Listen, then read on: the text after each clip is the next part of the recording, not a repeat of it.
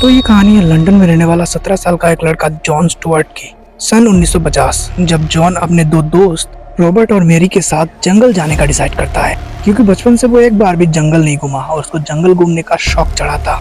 तो जॉन एक दिन इतना एक्साइटेड हो जाता है कि घर में बिना बताए अपने दोनों दोस्तों के साथ जंगल चला जाता है, वो भी घर से काफी दूर। ऑब्वियसली उसके माँ बाप काम में बिजी थे और लापरवाह होते साले, तो उन्होंने कोई ध्यान नहीं दिया। सोचा कि ये कहीं गया होगा तो आ जाएगा। और जॉन और उसके दो दोस्त मेरी और रॉबर्ट एक ऐसी जंगल में जाते हैं जहाँ पर जाना उन्हें अलाउड नहीं होता। खैर, तो जब ये जंगल में पहुंचते हैं तो ये डिसाइड करते हैं कि हाइड एंड सीक खेलेंगे। खैर, तो उसी मुताबिक उसके दो दोस्त जॉन और मेरी जंगल में छुपने जाते हैं।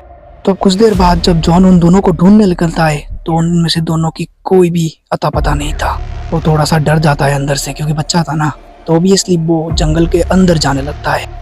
जंगल के अंदर चलते चलते कुछ देर बाद सामने उसे एक पुरानी सी डरावनी गुफा दिखती है, जहाँ पर वो सोचता है उसके दोनों दोस्त शायद उसी गुफा के अंदर छुप के बैठे होंगे, और वो बिना डरे कुछ सोचे समझे उस गुफा के अंदर चला जाता है।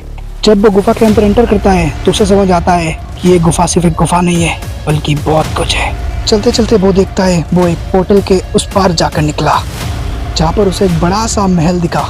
वो अचानक से काफी ज्यादा डर गया, पर फिर भी वो बिना डरे अपने दोस्तों के तलाश में उस महल के अंदर गया। जैसे ही वो उस महल के अंदर एंटर किया तभी उसे पता चला कि असल में ये सिर्फ एक महल नहीं है बल्कि उससे भी बहुत कुछ ज्यादा है। उस महल के उस तरफ एक और दरवाजा था जिससे निकलकर वो